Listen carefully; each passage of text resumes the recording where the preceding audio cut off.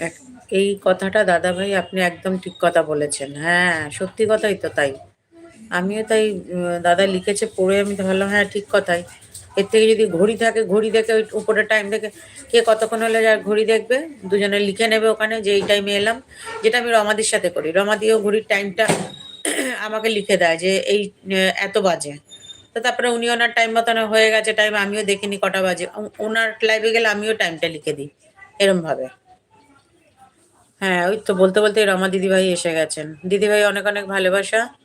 আপনি এক কাজ করবেন, আমার লাইভে আসবেন, ২-৩ মিনিট করবেন।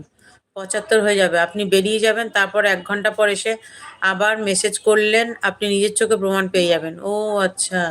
না, না বাবা আমার দরকার নেই এসব করার, প্রমাণ-টমাণ করার। আপনি বলেছেন আমি এটাই বিশ্বাস করছি। এরকম করাটা ঠিক না। ছি, ছি।